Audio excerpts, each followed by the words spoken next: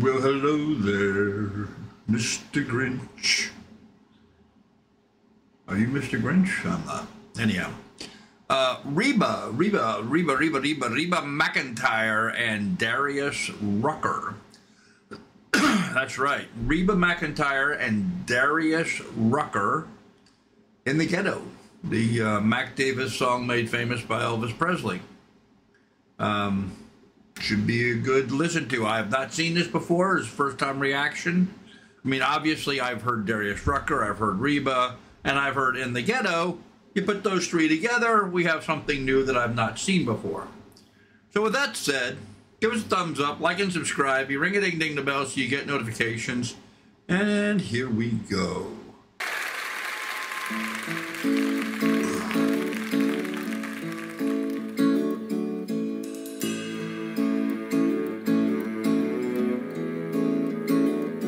As the snow flies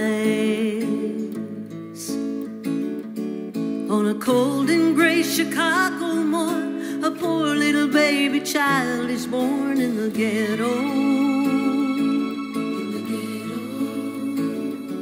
And his mama cries, 'cause if there's one thing that she don't need, it's another little hungry mouth to feed in the ghetto. People, don't you understand? The child needs a helping hand, or he'll grow to be an angry young man someday. Take a look at you and me. Are we too blind to see? Or do we simply turn our heads and look the other way? As the world turns, and a hungry little boy with a runny nose plays in the street as the cold wind blows in the ghetto. in the ghetto, and his hunger burns.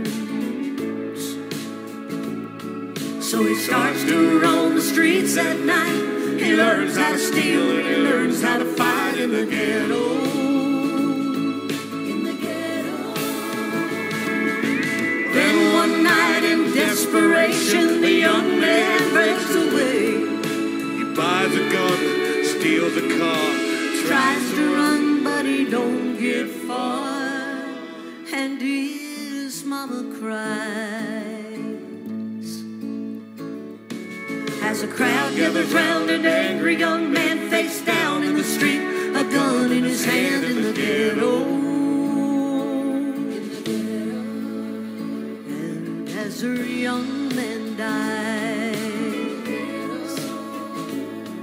on a cold and gray Chicago morn, another little baby child is born in the ghetto. And her mama cried in the ghetto. In the ghetto.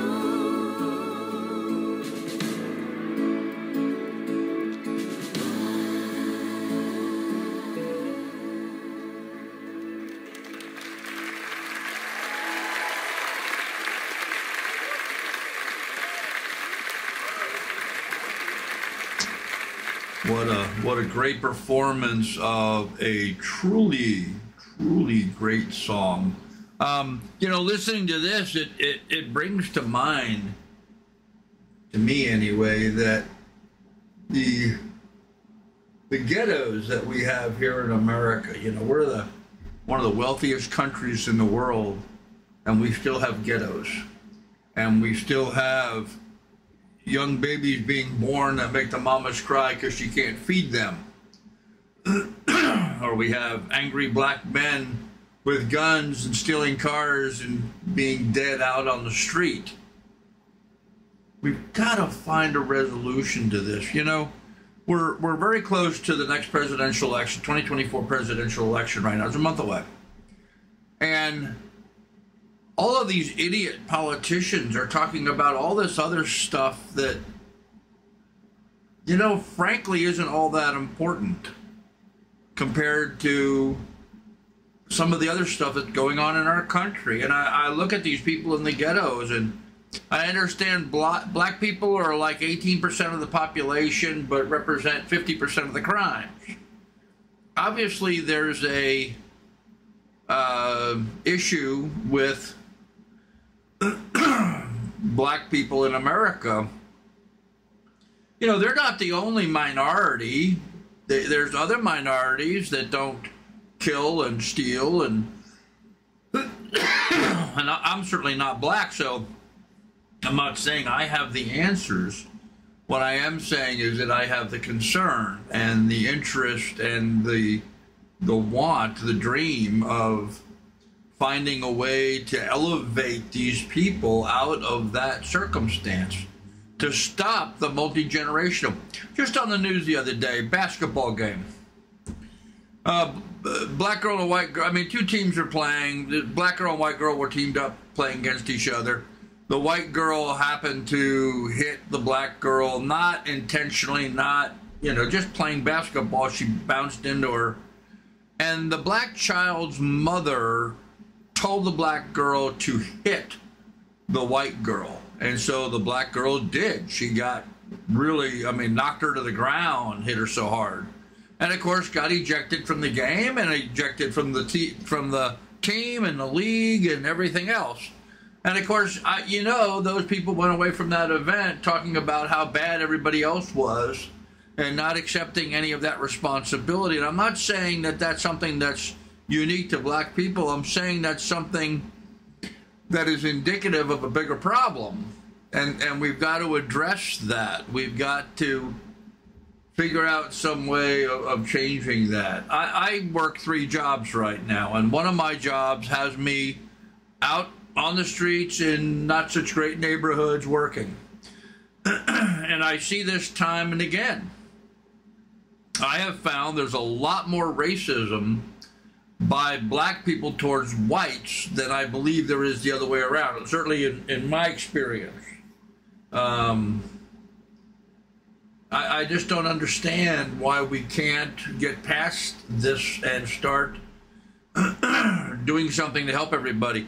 A lot of people in the ghetto, you know, you hear some Democrat talking about, hey, well, we're here from the government, we're here to help. Well, that scares the hell out of them, with all due cause. So maybe we need to make sure the Republicans really start focusing on these issues and see if they can have a better plan.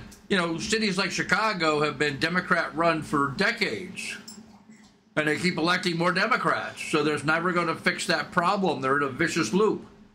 So maybe we just need to get some new thinking in there that will help us get by all that. You know, I don't ever want to hear anybody writing a song like this one again. It makes me so sad. It tears me up to think about this song. And I just wish we could do more about it, you know?